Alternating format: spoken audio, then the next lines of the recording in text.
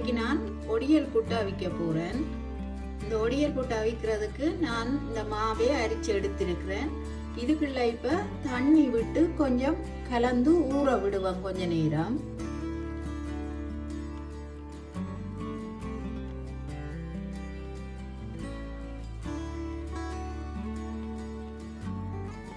இந்த மாவுக்கு மேலால தண்ணியை ஊத்தி விட வேணும் ஊறுறதுக்கு. அப்பதான் நாங்கள் தண்ணி தெளிச்சு தெளிச்சு ஊத்தி போட்டு பேந்து புட்டுக்கும் மாவை குழைச்சு எடுக்கலாம். அப்பதான் இந்த மாவில உள்ள கயர்ப்பு தன்மை போகும்.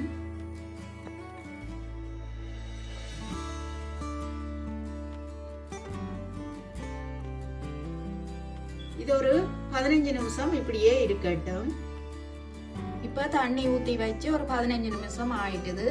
அப்படியே மேலுக்கு தெளிஞ்சு கொண்டு வந்திருக்குது. இதை நான் ஊத்திட்டு இன்னும் ஒருக்கா தண்ணி ஊத்தி வைக்க போறேன். இப்படியே கலந்து விட போறேன்.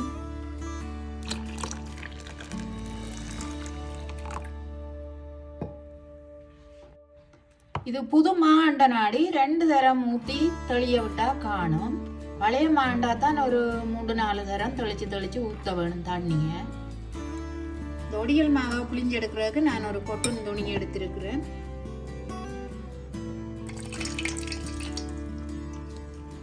நல்லா அரிச்சு தண்ணி இல்லாம புளிஞ்சு எடுக்கணும்.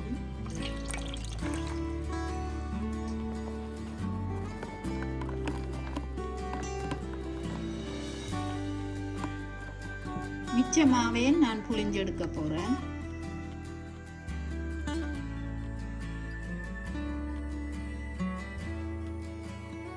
மாவை புளிஞ்சு எடுத்துட்டேன். இனிமே இதை உருத்தி கொஞ்சம் உப்பு சேர்ப்பேன். உருத்தி போட்டு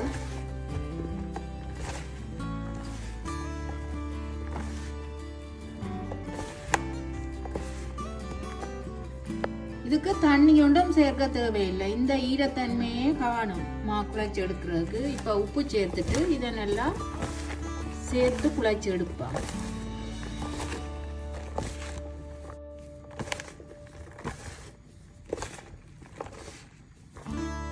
ஒடியல் மாவை வந்து குழைச்சி எடுக்க நல்ல சின்ன சின்ன கட்டியா குழைச்சி எடுக்கணும். மாக பெரிய கட்டியா புட்டு குழைக்க கூடாது.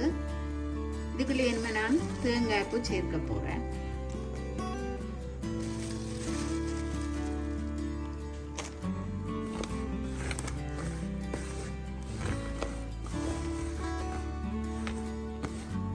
தேனுமே அவிச்சு எடுப்பேன்.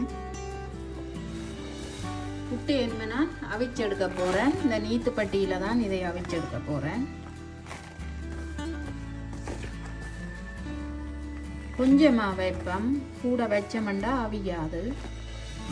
இந்த ஒடியல் புட்டு அவிய வைக்க தண்ணி நல்லா கொதிச்சிருக்கணும். கொதிச்சிருந்தா தான் ஒடியல் புட்டு டப்பண்டா அவியும்.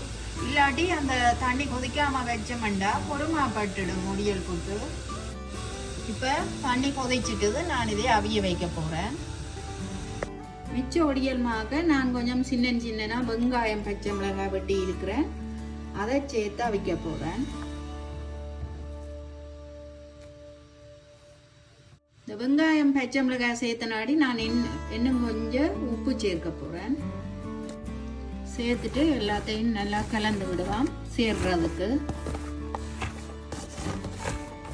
இப்போ தேங்காய் பூ சேர்த்த ஒடியல் புட்டை அவிச்சு எடுத்துட்டேன். இனிமே பச்சை மிளகாய் வெங்காயம் சேர்த்த ஒடியல் புட்டை அவிச்சு எடுக்க போறேன்.